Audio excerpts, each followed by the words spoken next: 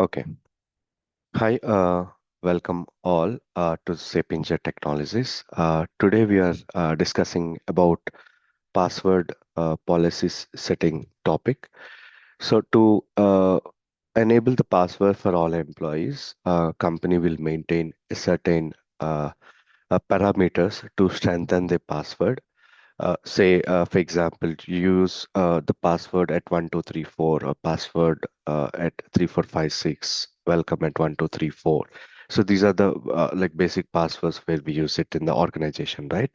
So similarly, in case if the company want to enable these type of parameters like special characters, capital letter, numeric values, and all. In this case, the minimum length and the maximum length also can be maintained. Say the password should be minimum length of 6 characters and 10 characters. So this is a page where it will decide or configured, saying that this particular password should maintain these limitations in the system for all employees. So the first option comes here. It's called minimum length. So minimum length, say here it's set to 6. It means if any password is less than 6, system will not allow to save the password as a next login password. So the maximum length should not exceed more than 10 characters. It means it should be within 6 characters and 10 characters only. Say I have given a password which is called P capital password at 1234. Then it means if it is falling under 6 to 10 characters, then only it will accept or allow to save that password as future logins. Okay, so that is the meaning of this minimum length and maximum length of the password. So similarly, minimum password age in days. Say I have reset the password to one of the user and he did not logged in more than 3 days, and say that it should not allow or it has to be expired. Then in this case, what happens is we have to set here as 3 days or 4 days. So minimum age, it will decide so how many days the password once you reset, the user has to log in within those particular days. If you keep it as -1, then in this case, it's never expire. It means once you reset the password and send it to user, so he can log in after 3 days, 4 days, or after his vacation also. The password still allows him to log in into the page. That is the use of this one.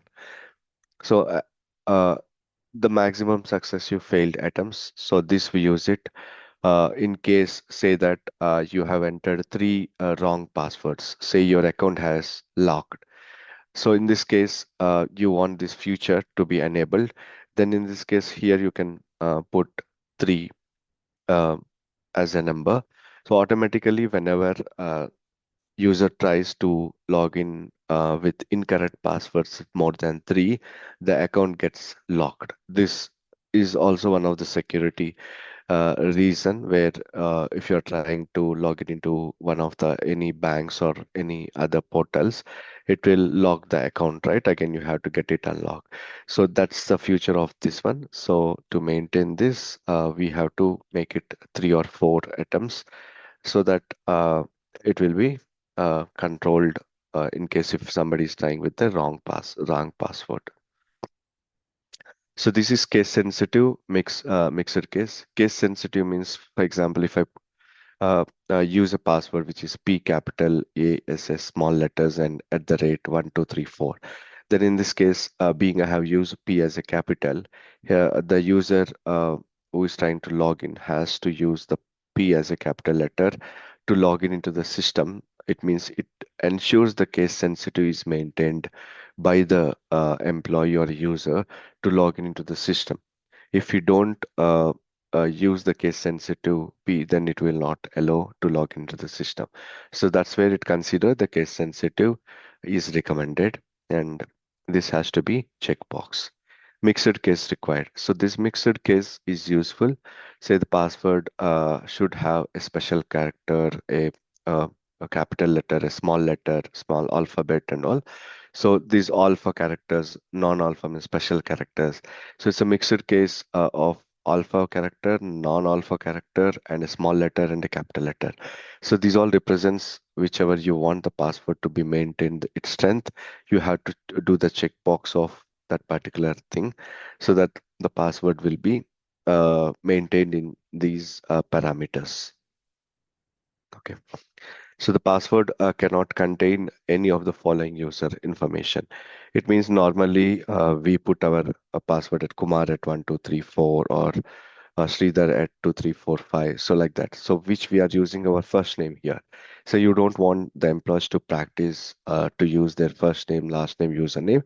Then you can put these check boxes. The system will identify the employee's first name, last name, username from the employee records, and it will not allow to maintain that one here in the system. That is one of the use of this particular future. So first name, last name, username will not be considered as a password for all employees. Okay.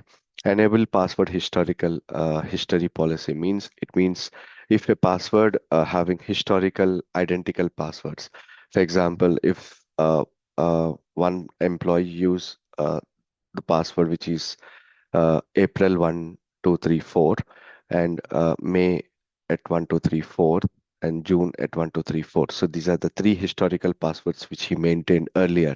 And he's trying to use any one of these passwords again as a fourth password, then it should not allow. Then in this case, you have to put here three. It means three historical passwords will not be considered if you are resetting the password as a new one. Okay.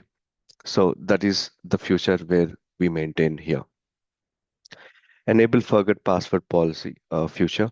So this future, say when you're logging into the page and you give username and password, below that you will get a link or a uh, email. When you click on the link, you will get an email to reset the password, right? So the similar way, if you want this feature, the enable forget password feature to be shown the below to the login area, then in this case you can use it. And there are two ways. One is through email, another one is security questions.